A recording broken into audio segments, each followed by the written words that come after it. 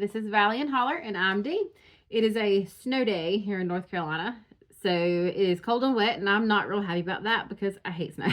I'm actually getting ready to fill up some extra bottles and jugs that I have. I've got a lot of water on hand already, but you can never have too much, especially whenever you have things like livestock to consider.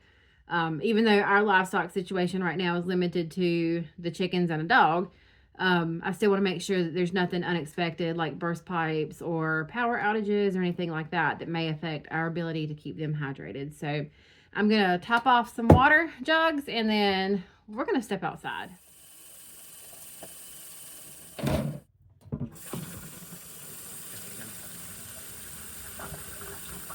It is snowing here in North Carolina. Y'all, I hate snow so bad. I like to look at it.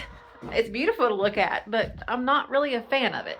Well, it was time for me to come out and check on the chickens and collect the eggs. So I thought I'd bring you guys with me and give you a little bit of a tour of what we call the chicken and tater shack.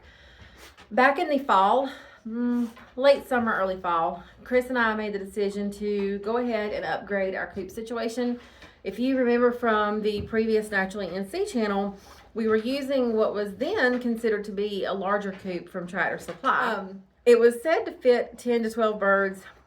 Honestly, I don't think we could have safely put more than about 8 in it. Had I not added an additional run space, it really wouldn't have been a good idea to keep that many birds in it. I would say 6 to 8 would have been max if you don't make any accommodations to it. So late summer, early fall rolls around and we decide we're gonna get a bigger coop. We go down to our local building supplier and ended up purchasing a pretty basic, for the most part, a pretty basic building. It was completely blank slate on the inside here. All this that you see behind me that I'm getting ready to show you, Chris built every bit of that. It does have a door on one end that folds down into a ramp, which allows for us to store the mower. I was actually surprised because I feel like our mower's pretty big, but the mower fits in here great. I mean, it comes up the ramp, no problems. We positioned the door, the side door, so that it faces out to the garden, and I'm able to keep all of our garden and landscaping supplies in here. So it's a pretty great setup. And then of course my husband, being the skilled person that he is, was able to build all of this that I'm about to show you. Meanwhile, Belle is over here chowing down on chicken feed like she thinks it's the Last Supper. This is the inside of the ramp door. You can see we walked on it and drove the mower on it. We haven't done anything as far as insulation. That may or may not be something that we tackle down the road. I don't know yet. It's not really anything we've discussed. This shelf here on the left is a shelf that my dad built before I was born that held plants for my mom. It's what she put her house plants on. And we have moved it everywhere Chris and I have lived. And what it's being used for right now is pretty much what it's always been used for. And then he has mounted my garden tools here on a piece of plywood. I've got my table set up here with sweet potatoes on it that I've got covered up. Some supplies for the garden, can full of chicken feed.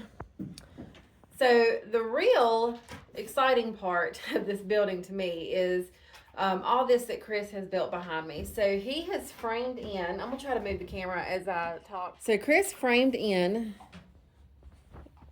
an entire wall, basically. We put hardware cloth in up here and in the door. He built a loft up here so that we could store whatever we need to store. Right now there's some Christmas decorations up there and some chicken things. And again, no insulation. What do you see? Is that your chickens?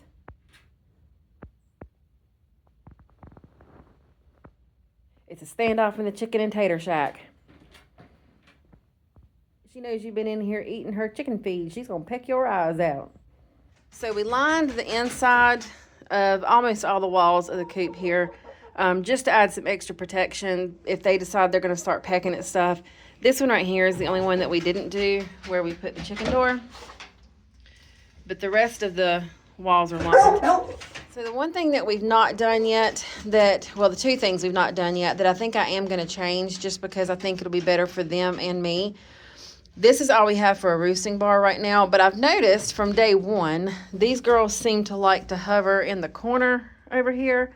So I don't know if I even attach roosting bars to the wall here where I was thinking about doing, if they're even going to use that. They do use this, but not really. And then I still have my nesting boxes on the ground right now. I do want to lift them up a little bit eventually, but for right now, just to get them in, I've not had time to change the way this setup is, so this is what works for now, and they use it, and at the end of the day, that's all that really matters. I'm not so sure that somebody is not starting to molt, because there's a lot of feathers in there, and everybody's accounted for. The one thing I didn't point out to you guys is this right here. That is a run chicken coop door. I'm actually going to do a review on that run chicken coop door in another video. Nothing really fancy. It was a pretty simple setup, and for what we needed, it fit the bill perfectly. So let's step outside and take a look at the run. It's snowing. These were ramps, auto ramps that Chris had that are metal, and somewhere along the way they got all jacked up. So he cut them down and turned them into steps for me, because my legs are short, y'all, in case you didn't know that. Looks like I need to go in and knock some snow off. So just a basic 10 by 10 dog run.